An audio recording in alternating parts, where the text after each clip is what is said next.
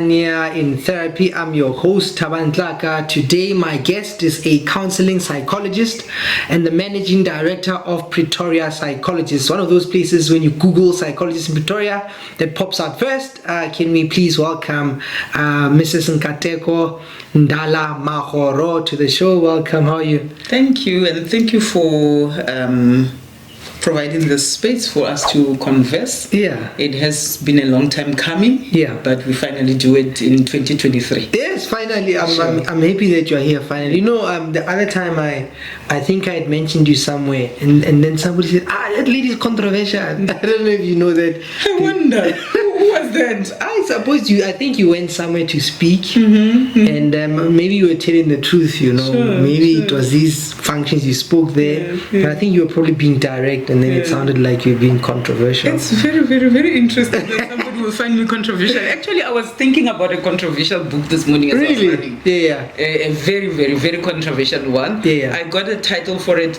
close to 2 years ago. Yeah. A book that you're writing?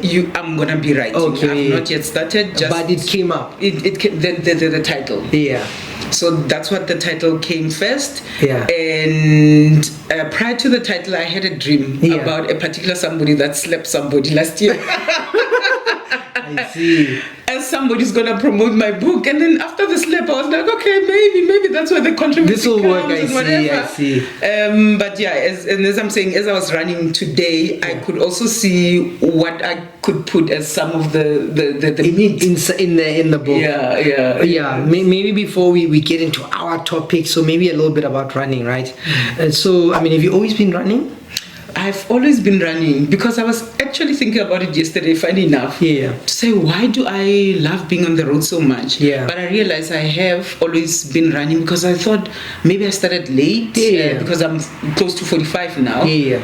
Maybe I started late. And I remember me and my sister, we used to run around Atteridgeville, the township. It was not necessarily the pleasance of places to run around, you know. Safety-wise, or people calling you? Or? Not people calling you know. The roads. Never used to be catfish. Cat called, yeah. Cat called. Yeah, never used to be called. cat called. Yeah.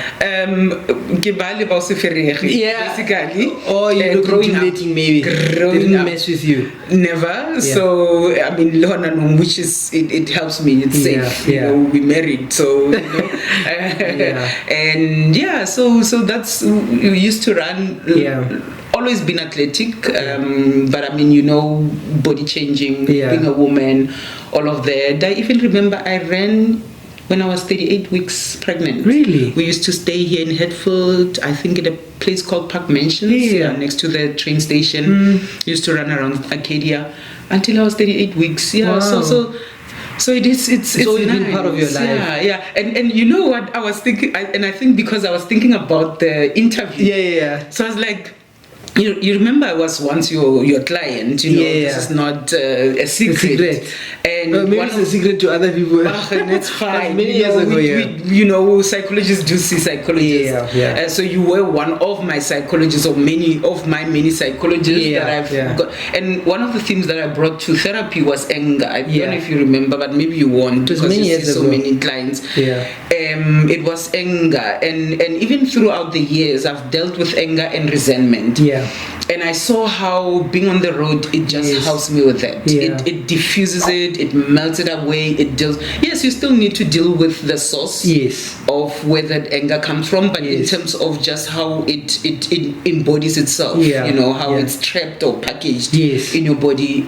Being on the road, you know, just does that. No, you're right, because being a runner myself, you know, it's just people, I don't know if you have the same experience, because people will say, oh, you exercise, like what an effort. But for me, it's not an effort. It's more like if I had a long date, one of the things I would enjoy is like a nice run and the feeling afterwards. Even though I'm in pain, I'll enjoy the accomplishment of the goal. And so for you, is it something like that? Or, you know, some people do that to look good, or they are worried about aging, and, you know, or is it something that you just enjoy and you distress? And I don't think, is exercise enjoyable really? Yeah, some people enjoy it. Endurable. Yeah, endurable.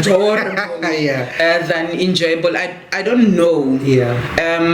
In terms of enjoying, but I think the stuff that you're talking about, the release of endorphins, the feel good, having been accomplished. I mean, this week I was supposed to run Tuesday and Thursday. Failed. Made all kinds of excuses, stupid excuses. They didn't even make sense to me. The rain, the heat, everything in between. Until today, I was like, I'm gonna have a messed up week next week if I don't do it today. Because I had goals. I wanted to do 40Ks per week now because of the two oceans. And then I was like, if I don't do at least 20 today, because tomorrow it's the start of a new week, then I'm gonna have a messed up. It's gonna mess up with my head. You are not accomplished. You're not feeling good about yourself. So yes, maybe also, I mean, it's a reciprocal or a cyclical, effect. When you are well accomplished, you feel good, you are confident.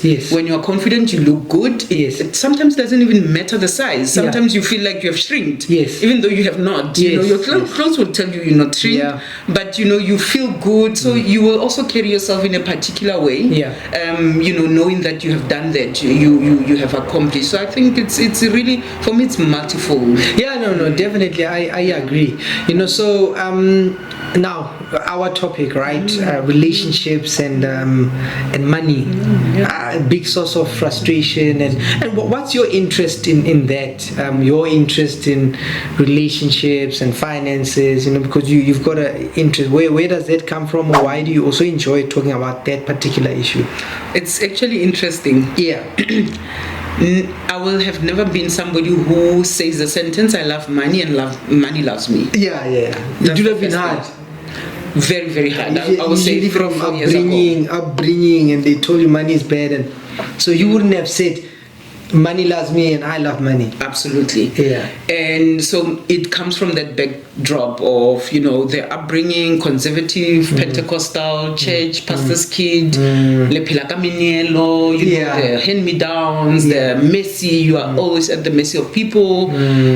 So you relate to money in a particular way. And then I started seeing it in therapy a lot, in how people relate with each other. So when your clients or your patients came and the issues they had, you saw as a theme that, hey, there's a thing here. Absolutely. And if we check even now, any survey that is done on one of the issues in marriages, it comes tops.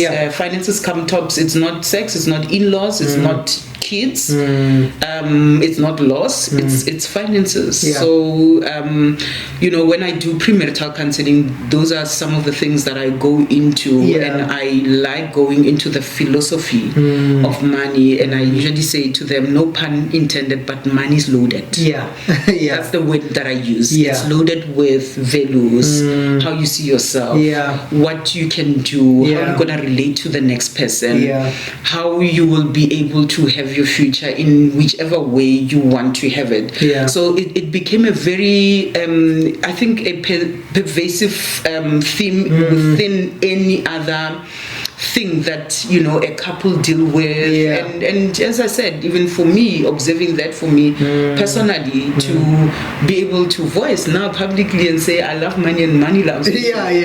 Before we get to your breakthrough, to work with money, I'm interested in so the couples that would come, what do you find?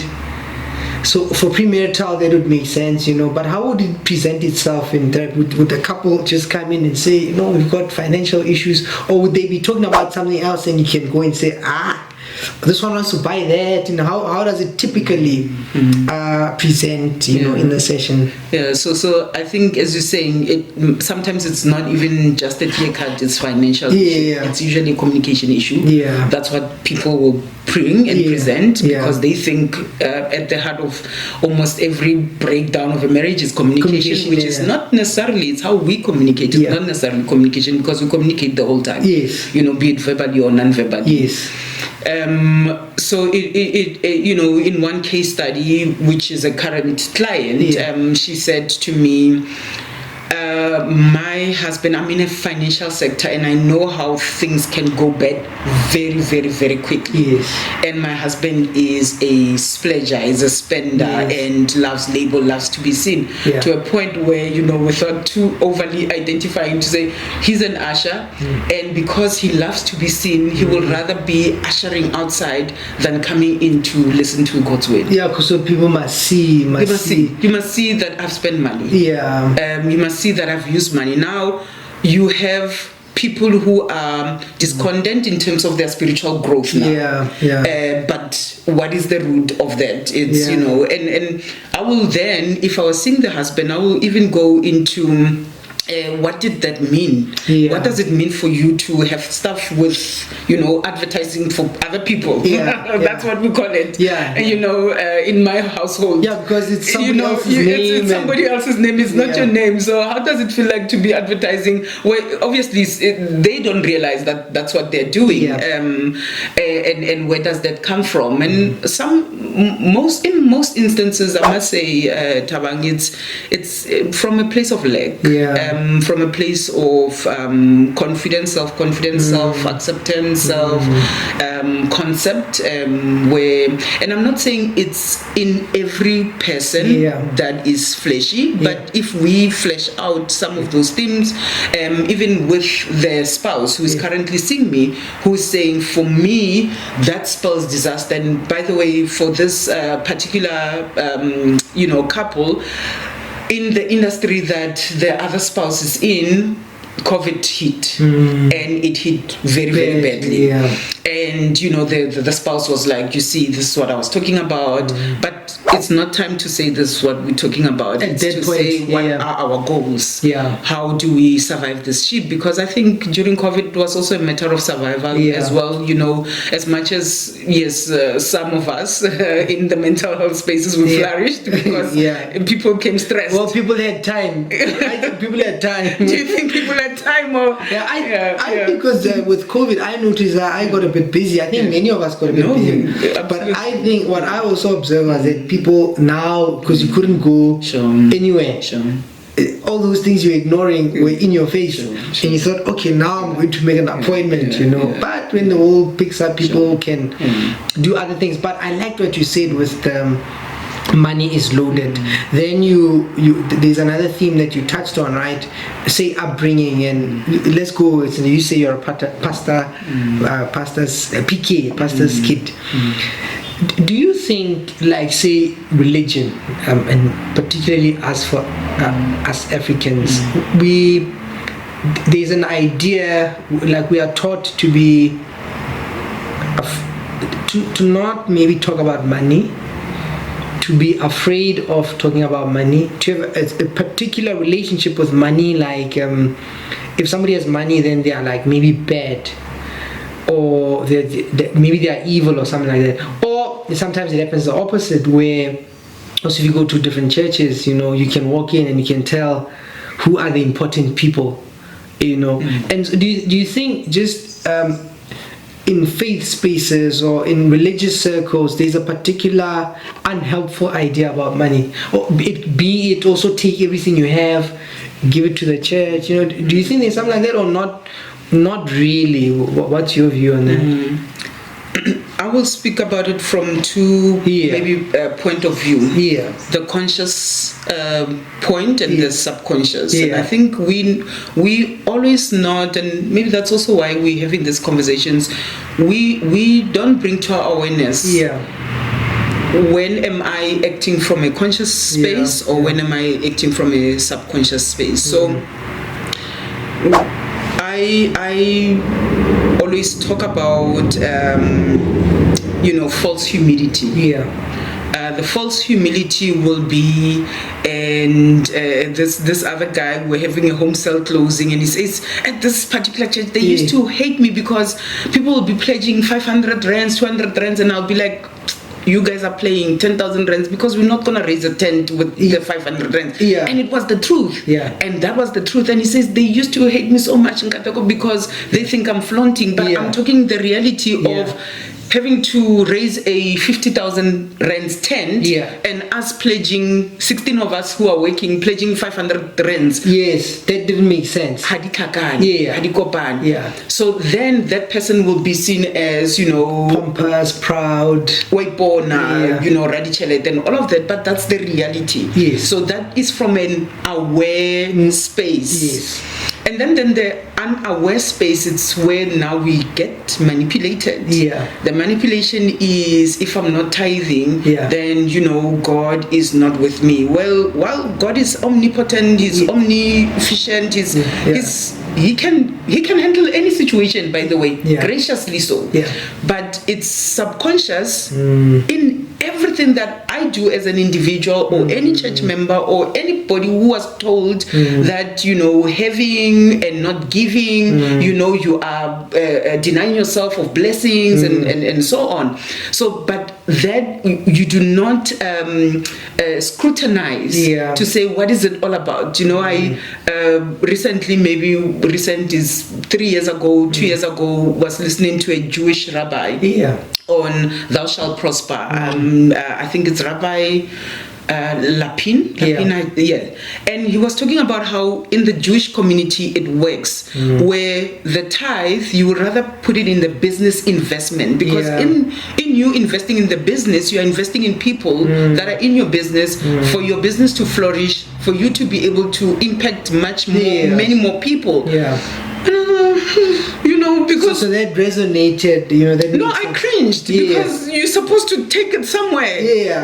And it felt like if I'm putting it in my business, I'm being selfish. You're doing something wrong. But I'm not, because if I've got a staff complement of 16 people and my business is flourishing, I'm supporting 65 people. Families, people, And I had to come by. It was hard to come by that mindset shift and being able to overcome my own barriers. And that's where I'm talking about the subconscious, where we're not scrutinizing the manipulation or whatever form. I still believe in the principle of giving very much. And then the conscious, where you are consciously saying, but this is not going to add up. We need to give 20,000 rands, and we consciously making the decision, because we're calculating how much do we need to be able to get there.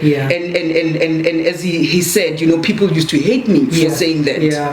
So I think it's lovely that you bring those two aspects. That, I mean, being practical, you're going to construct this thing. Now we must be realistic about what's needed to be practical, right? And of course, then there's this manipulation thing, which goes with things like if you need to see the pastor pledge 5,000 rands. I think there was another person here who organized a conference. People had to pay 5,000 rands to be prayed for, so that they can get husbands, things like that, or buying this oil, or buy. So there are things like that. But I don't know if it's just in the church. Now, before even the couple has an issue, do you not think we also live in a society where, somebody put it this way, says we live in a society where we love things and we use people, and by that meaning that we are in a society where when we see another human being, we see a prospect. So I don't see you as a person. What I'm seeing is, what can I get from your bank account? And this thing, like, the individual is like that, and therefore when people get in relationships, already that dynamic, it's playing itself out. So do you think, what do you think about that are we living in a society where everything is about money, or not really? What's your view on that? I think I don't know if society has changed, or things have become more real and raw and organic, and we are more aware.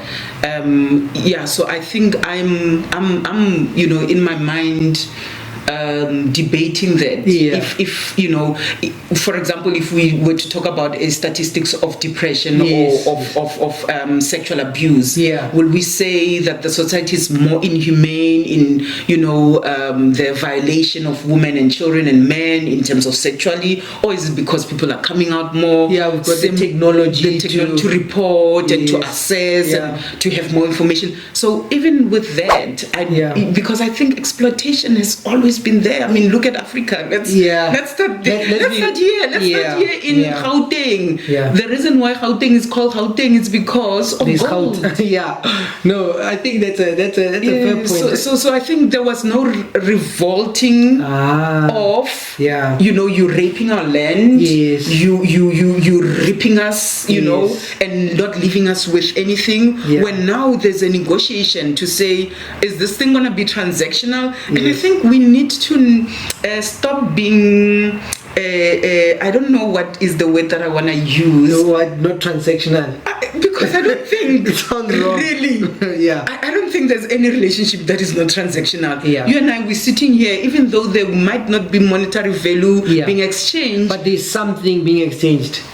Absolutely. And I think I will not sit here on a particular day that I was supposed to be doing something where for me this will not be meaningful, which is a transaction. I used to teach a social psychology class at, you know, a particular university, and whenever we came to that theme, it was the last theme in our semester, and I will ask the question as I come into the class, does pure altruism exist? And people say yes, maybe not. Then we'll challenge it. And then what was the conclusion? We'll challenge it. You know. So when you're asking, maybe you know, in dogs, maybe in dogs or in pets. I was watching something about how dogs are loyal, and some dogs are actually trained to save people who are drowning, and they would do it at the cost of themselves dying.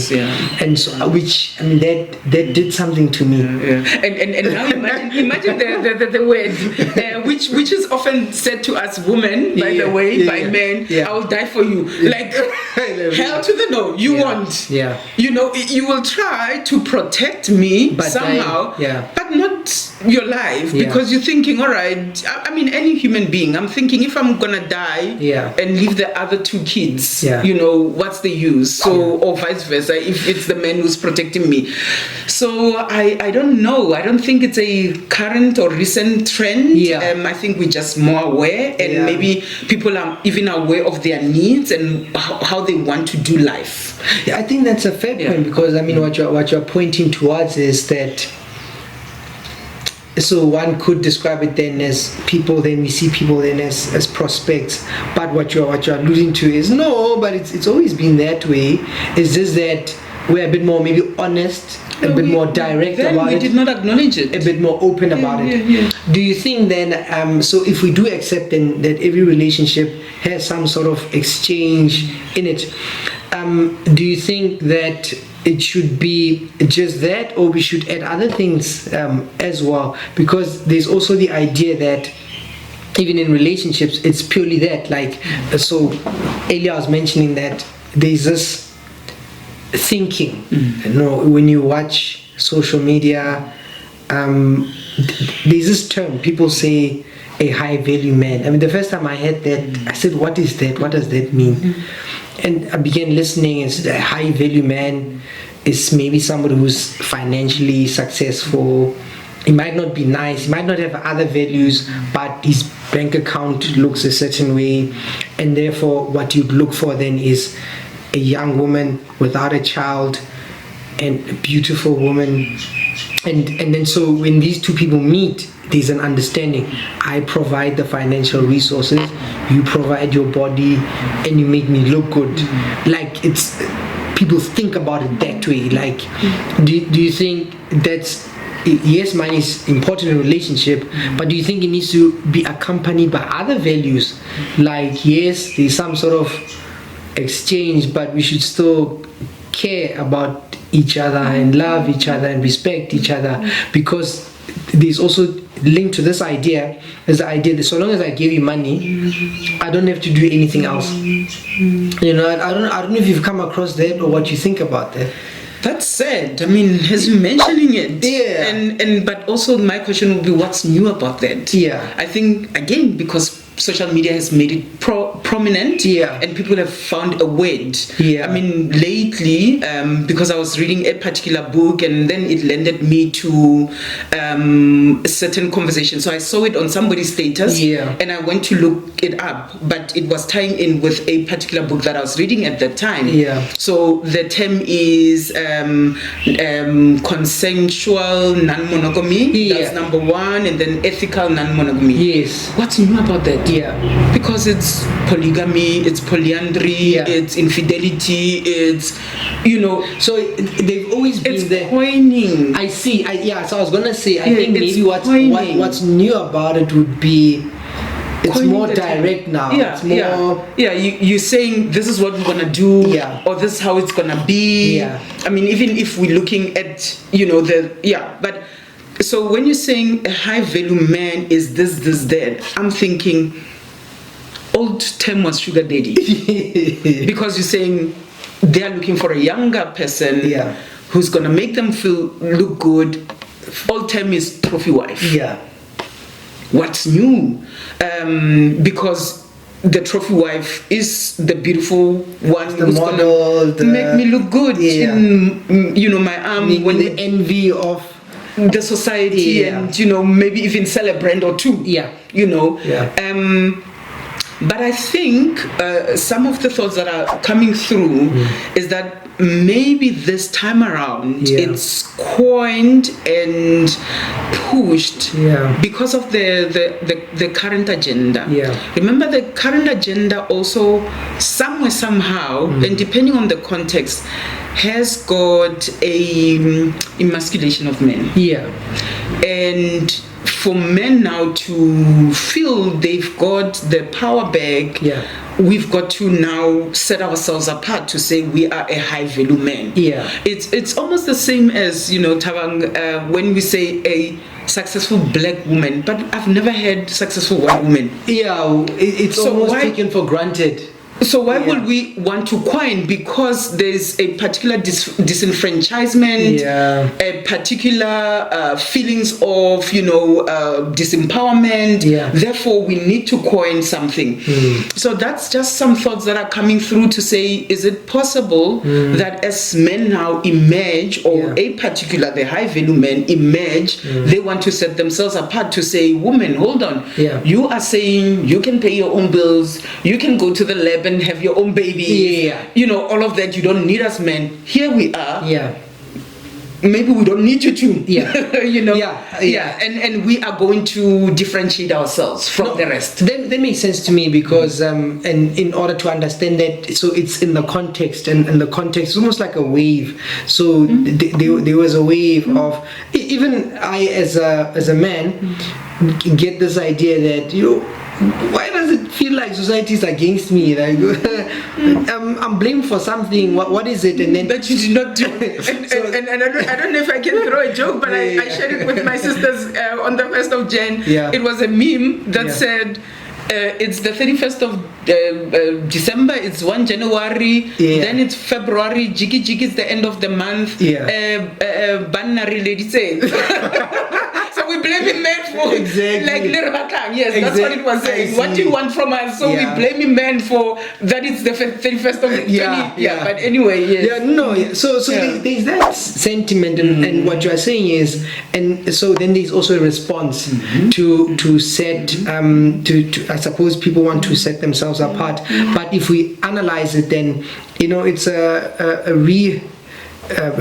rehashing of what has always been there, as you say, sugar daddies and things like that.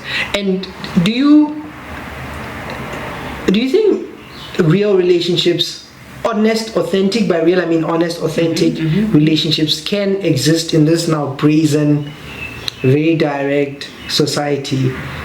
Do you think those relationships people can love is possible now, or are we in what people call a say, even marriage society? I think they are still there, and maybe again it's a hopeless romantic in me. Yeah. But I do believe, and this is because we are in a brazen society, honest, authentic, know what we want. Yeah. We should also come into relationships like that. Yeah. Being honest about what we want, being honest, negotiating. Yeah. Not terms and conditions and sign on the dotted line. But what's the difference? Yeah, so I think the difference will be where then there is a feelings, affection, connection, chemistry, and then we come in and we negotiate. Yeah. Or even renegotiate. I was reading an extract from, one other book. I wish I can mention this book. It's just that to promote their books. Yeah. And the author was talking about the marriage between her parents, to say that her mother every spring used to think about leaving his dead. Yeah. And she wondered if it was just an idea of spring coming, the freshness, the whole spring cleaning of her own life, or she was really unhappy. And then she wrote a particular sentence that, I wish I can say it in verbatim because it's a beautiful sentence. It says a marriage is it's almost like a contract that we make that needs to be renewed very constantly. And I think most of us in relationships and marriages, because things play themselves out, be it phases or different things, we are almost often afraid to renegotiate those terms. I was speaking on a radio talk speaking about infidelity, if infidelity is contagious. And I said, I don't think it's the whole thing of infidelity being contagious. I think it's role modeling. It's what you've seen around you. If you have not been exposed to people who can be faithful, monogamous relationship and all of that, and then the different callers were talking about, in my marriage this is happening, and I said possibly you need to go back and renegotiate with your spouse, be it it's a woman that is doing it or a man, and say, is this what you want? And if it's what you want, what does what does the family mean to you? How do you see it unfolding? How do you see it disrupting our family life, your finances? Because if now you're gonna be juggling 3-4 other human beings, you need to finance that lifestyle. And have you thought about how it's gonna impact on how we relate? Because I might resent that you did not take me to a trip to Zanzibar, but you took the chick to Zanzibar. And it might not have anything to do with the chick. It has everything to do with, you said you don't have money when I said let's go to Zanzibar. So that coming in, negotiating, and being open and being authentic to say, we're gonna do this life thing, how are we gonna do it? The incoming of property. I mean, I remember how in the doctrine that I know, out of community of property was like you are half in. Where it's crazy to go in community of property. I always say to people, maybe that's why I was controversial. That must have been there. Maybe. I said to the audience, anybody who's about to get married, who's not yet married, do not get married in community of property. I can't say it in public, the word, but it starts with an S. And where did your thinking, is that how you always thought, or did... Now I'll link it to when you said you had never been the kind of person who would say I love money and money loves me. So where did you, because it sounds like you went on a journey to be liberated from the belief that money is this bad thing, right? So how did you now get to that point where you escaped the doctrine? I think experiences of clients, just watching, living those experiences. They say there's two teachers, your experience and other people's experiences. But also very, very early on, I'm fortunate that I was exposed to a lot of good teachings. And there was a particular woman by the name of Advocate Molly Malete. I know I can mention her here. And she had written a book, Pitfalls Against Premarital Counseling, Pitfalls Against marriage or something like that, with the late Dr. Tibani at the time. And she because she's an advocate and she has seen it all, and she was like, you are not how to get married in community of property. And it was a number of things in, ask about the criminal record, ask about the kids, if there's another wife in KZN, all of those things, and the marriage regimes. Go to a lawyer or somebody who's legally inclined to say, is this the right regime for you? And post-COVID also showed me, around me and around my clients that is I think it's a bondage kind of a marriage. Depending again, if there's a way in which you do your taxes, that can work for you, but in many other areas, and because you and I are in business, we know what happens there. So that I don't think, so those negotiations, I think you need to come in with open, very aware. And do you think that, so on this particular point, right, so many years ago, so I was working with a couple, and because of that couple, it made me start thinking about that. So it's a story of typical couples, so maybe let me describe it this way. Two people were married before, and then they divorce. Then they want to start they want to remarry now, or marry other people. Now the one says, say the man in this situation, he says, no, I got married in community of property. That didn't go so well. And then now I lost half my pension, I lost all these things, and then now I'm wiser. So but I met a lady, I want to get married to her, but my things are my things, because last time this thing burnt me and I'm not doing this thing again. But you find at that time he went for a lady who is a bit say younger, or financially they were not, so he's got more than she has, and he says, so I want to marry you, and I've got kids, and if something happens to me, the kids must get the house. So that's, he's now protecting himself. And then, but she was resentful, and her resentment came from, you have these things and you want me to now marry you and help you build a family, but I don't have those things. And if something happens to you, your kids are going to turn around and kick me out, and so I'm going to lose. Like, going into this IC, I'm going to lose. And so what I'm saying is, yes, we can get married, but give me an opportunity to make my own money. And so then they came in, and so because that was the struggle, and because he's like, hey, I'm burnt, I'm not doing this, but she's like, no, I have to focus on my own money, because when I look at you, I don't see myself in your plans. And if something, and then it made me think, like, say, the marriage regime, because there is in community of property, there is with accrual, there is out of. Now, I'm just thinking now, so it made me wonder about couples where you marry this person and they're doing financially well, and they say, I'm into business, so we're not going to do this it's out of community. Then my question became the resentment from the other party, who says, I have to look out for myself, because I can see here, if things go bad, I'm gonna lose. And I don't know if you've ever observed that the resentment element of, okay, if we're gonna go this way, then I have to make a plan for myself. And then I see couples competing now, because the other one has it at the back of their heads that I need to make sure that I get something in my life, because if you turn, if you leave me, I'm going to be struggling. I don't know what you think about that. Number one, I've never understood the concept of couples competing. I've thought about it in a lay Christian counselling school for about 10 years. And I've always brought it up. That is a concept that is, maybe people who do that must help me. How does it work? And I've seen it. I've observed it.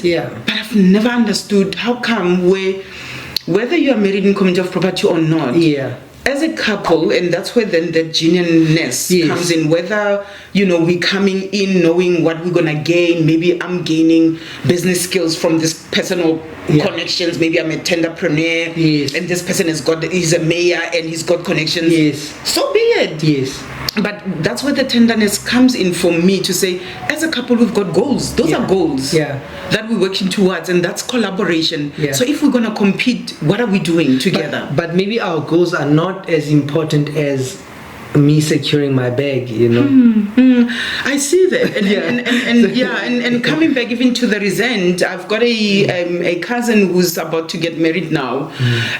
She's divorced, and we're having a discussion, and fortunately my dad was even in the car, and I was surprised about his thinking about as well as we were talking, conversing, and I was with some of my in-laws in the car and so on, and they were also hitting on the topic. And she said that he did tell them now gonna be married the second time, to say we're not gonna do that, and the guy almost wanted to put brakes on the marriage, and he says, okay, what does my money have to do with the love? What's love got to do with it? Let's now just let's put a brick on it and say, okay, my table, my microphone, my glasses, my suit, what does it have to do with what we are declaring to each other? And he could not explain that. And that's when then you unpack to say, was this person an opportunist? But I mean, we also need to be honest if we are being an opportunist. To say, you know what, I do see an opportunity. I won't just come and not benefit anything. But is that realistic though? Because I asked the question because that's what we say, right? And typically, maybe let me use when you go to men's conferences and they talk, or I want to come to one of the men's conferences. By the way, I was invited to two of them last year. It was interesting. Guess what they say? In the men's conference, they say, but the elephant in the room is not here. So no, I think we should have men and women's conferences together so we can talk. It's like when you go to men's conferences and you get these ideas that people talk about. They'll say, people say you must be honest, and the question is, but how honest can a human being be, right? How realistic would this pan out if somebody approached a person and says, look, I can see you are a famous person, I'm looking to find my foot in the industry, and so I love you, you are nice, but also I'm interested in getting a foot in connections. But practically, I mean, would the other person really agree that let's start a relationship? I don't know. I don't think people can handle that level of honesty, or if when it comes to, when you talk about maybe even sex as well, people say, but why don't women will say, but why doesn't this guy just tell me he just wants That's to what they want, exactly. Yes. But which woman would, well, we know it, but exactly why? But which woman would agree if a man, some me, but it's not a typical response. Most people would feel disgusted, used, like, how dare you come and say that to me? So I'm just now weighing this thing about if we say we're going to be honest. I don't know if people can be honest in a business meeting. Even when you're negotiating, there are hidden facts, there are hidden, so there's this game that human beings play, and I don't know if we have the level of self-esteem, the level of authenticity, the level of ego, to be able to have a very direct conversation. Because first you must even be honest with yourself. So I'm actually going into this thing because this person has a name. Yes, I say I love her, but I just like the way she looks. Yes, I say I'm interested, but I'm actually interested in your finances. And I don't know if even a man would agree if he thought this lady is with me because she sees business opportunities. She may say you're nice, you're kind, but she's looking at, but you've got a few properties, and so I don't know. Wouldn't that stroke his ego? Because that's why he's doing that. He's doing that so that he can. It's going to be, I don't trust you. You're going to call people to hurt me for what I have. So I think if people were really direct, like if people were really honest about their intentions, I think I don't know if people can handle the truth. I don't know what's that movie they say, you want the truth, you can't handle the truth.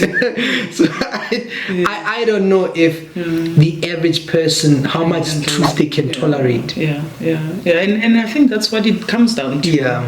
Even as we're speaking about relationships and finances, what truth of, yes, you see me like this today, this is me self-made, but guess what, there's COVID around the corner, which we might not even be able to take those trips, and that is the truth, that people, even if it's not said explicitly to you, you need to also engage with that truth, and that honesty, and I think as we stand in vows and say, for better or worse, do we even understand it, or is it a subconscious thing? It's a, because what does worse mean in our situation where we take overseas trip 3 times a year or 4 times a year? What does worse mean?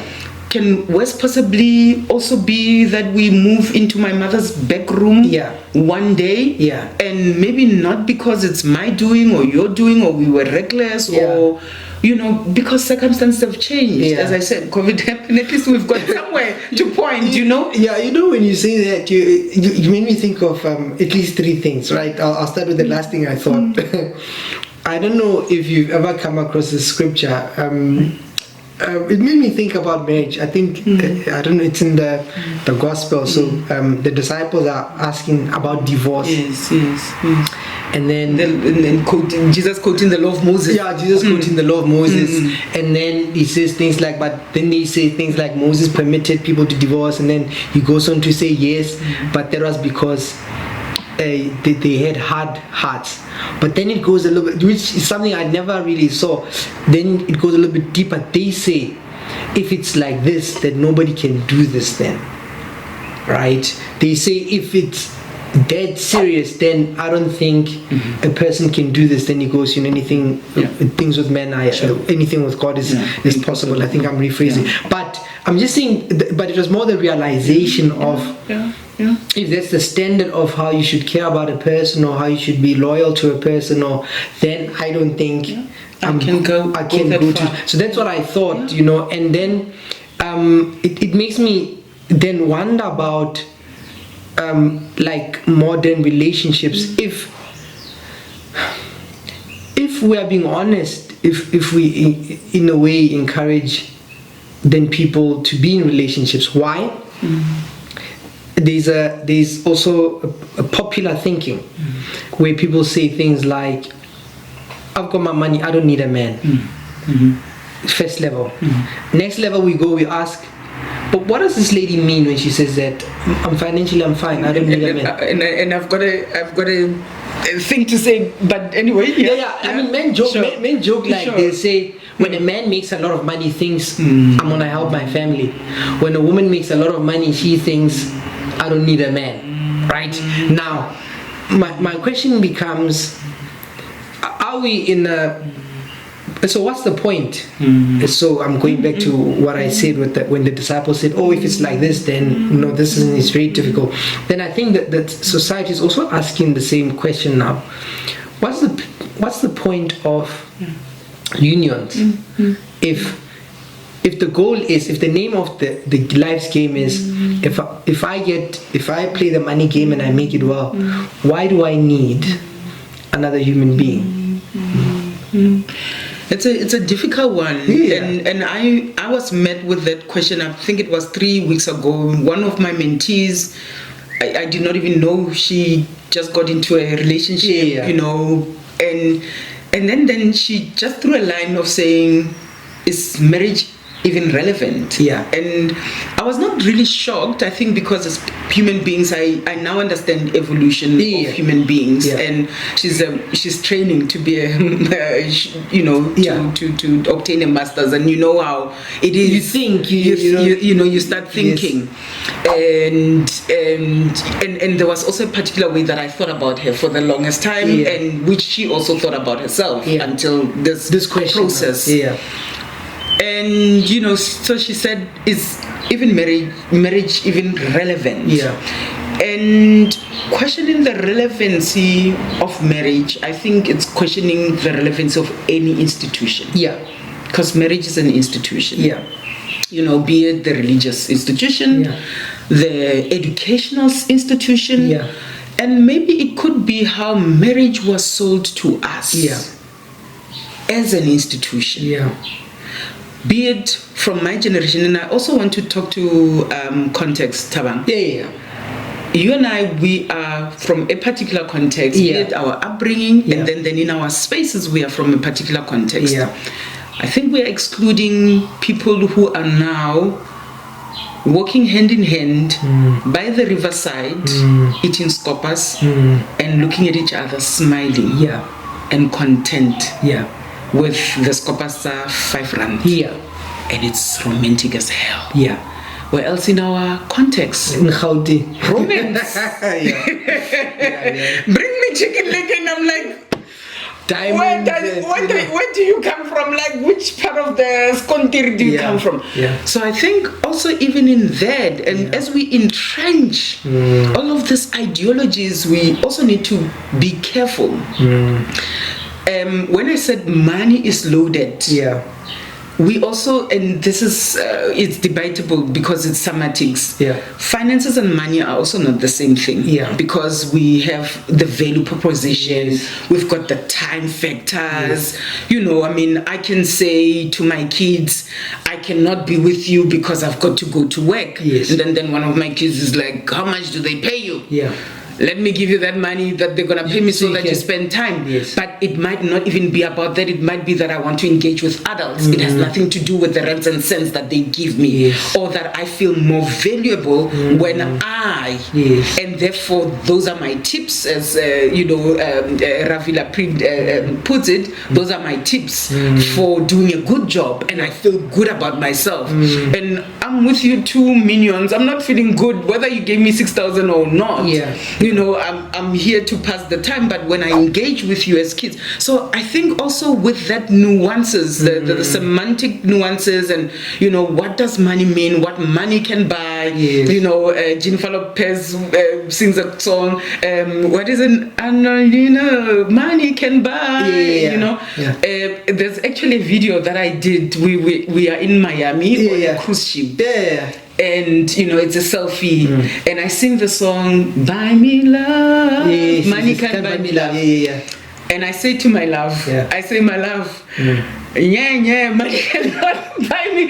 What is this? This is romance. Exactly. And we're overlooking, yachts over there of, basketball stars and whoever. This is what money is doing. But then are those finances? Are those our finances? Because we might have had that, come back the whole year, eat in Komasi to be truthful. Be it that you are a blogger or a vlogger or whatever, maybe that you are selling a lifestyle, but that is not your reality. And so those needs to be, and that is why I speak about as you come in, and that's where we come in as well with premarital counseling. We unpack that, we help the people to be authentic, because in themselves, in those hard eyes, they will not ask the right questions, and the necessary question and the deep question. We are not afraid to ask the deep questions, and if we are afraid to ask those deep questions, then we are irrelevant as well. No, then we're not helping them. We're not. We're not. So that's I think that's where I'm coming from, to say, when you're saying, can we still have, can the institution of marriage be relevant? It can still be relevant in how do we do it today versus how it was sold to us in the past. I suppose, if we're bringing it to a close, so what are we saying to about money being loaded and romance, I think to take it from your last point to say, I suppose in the past things happened a particular way. So also the story of marriage. Before it was about we get together because I need to ensure that the kids that I'm raising are mine. Then people start getting together, they say, because it's a sense of duty, that's what people do. Then later people get together, they say it's part of romance. It's I want to be with somebody that I love, which wasn't what people did in the past. Later it becomes things about, but it has to do with it's securing resources and things like that. I suppose even when couples struggle to adjust, I had a particular idea of you, it's 5 years later, are we still there? Somebody joked and said, marriage must be like the marriage certificate should be like the car certificate. You renew it every 5 years. I think let's reduce it to 2 years. Yeah, to 2 years. The phone contract. I see. Yeah, the phone contract. Yeah, sure. But also, actually, just as an aside, how long do you think the average couple lasts in South Africa? I'm still hopeful. Yeah. I know new marriages, yeah. And I usually say to couples when they say we have hardly been married for 1 year, yeah. And I say congratulations, yeah. Because mostly average is about 3 years, yeah. 3 months, yeah. And I even differentiate. I tell them, I say in the Mjolo world, yeah. If you have made it beyond 3 months, yeah. clap your hands. There's something there. Clap your hands, yeah. And then if in the marriage world, if you have made it beyond 2 years, yeah. Clap your hands, we yeah. can still work through something. Obviously, if it's toxic, no, we're not talking about toxicity, we're talking about you working through things. Yeah. So I suppose about 7 years, 8 years, 7 years. Yeah, usually 7, 8, 8 years. Yeah. But when I checked, so when you check the world divorce rates, right, the average is around 13 years. South Africa, 11 years. Sure. When people divorce, but obviously by the time they divorce, it means they had issues around the 7th year, 8th year. Then they are debating who's going to get what, and it's finalized around 11 years. And in coming back to the whole thing, I know particular people who could not initiate divorce herself. Yeah, because you'd be responsible. And besides, pension. So he pushed it a little bit, until the 11th year, but that happened around the 6th, 7th year. So it's more like, I think when we finally see it, I think the cracks would have started long ago. And so for me, when I think about, I suppose when we wrap it up, I do think a person has to think about themselves, their own, because I think when it comes to money, it has to do with one's self-esteem and what it means. We have different personalities, we have different ideas of what marriage is. One of the questions I like asking people is, what is enough? Some people say, somebody enough is, I just want a house and my kids go to a good school and that's okay. For somebody enough is, no, we need to live in this kind of estate, we need to have these kind of cars and this kind of lifestyle. Somebody enough is, I'm talking millions, I'm talking billions. And so for me, I think it goes to, you start with yourself. Who am I and what does money mean to me? Then you meet somebody you can have an agreement with, because that's what makes a relationship work, because we agree on the fundamentals, on finances, on intimacy, on faith, and so I think it's what you said earlier. If we can get to a point where people can be authentic with themselves and therefore they can be authentic with other people, I think our relationships would be better. But I do also think that when it comes to relationships, I think a relationship answers other questions as well. Questions like companionship, questions like, so with COVID, so now here you are, you're making a nice money and something happened to you. The questions of legacy. I'm very interested if something happened to me. I'm interested who will stay with my children. And is it somebody with the same values? Will this person care about the things that I care about? And the question of intimacy and who I have sex with, and can it be this person, or do I need to find different people at different? So when I think about a relationship, I think a human being has so many questions, and I think it's I'm one of those positive people, hopeless romantic, because my parents are still married, and so I'll be hypocritical to To criticize, like bash marriage. Yes. Like so, sure. and so I've got a good experience of it. So I'm for that. But in order to help couples, those are some of the things I feel. So, but for you, as a, I suppose, parting short, like what would you say? He's a young couple, and they are wondering whether they should do this thing at all. What would you say to them? Ask yourself why you want to do it. Yeah. And remember earlier on you spoke about the different reasons why we married. Yeah. The keen interest, extending my surname, securing, a legacy, and then companionship, and then to maybe the postmodern or marriage the way it is. And I found myself actually, even again, this is a title for another book, speaking about what I will call so I'm looking for a particular word that I used, but I think I looked at it as before the orders of marriage. So before it was about that, who can take care of my kids, who can extend my surname, is this person fertile, can they protect me, are they strong enough, and therefore going for a particular masculine body type.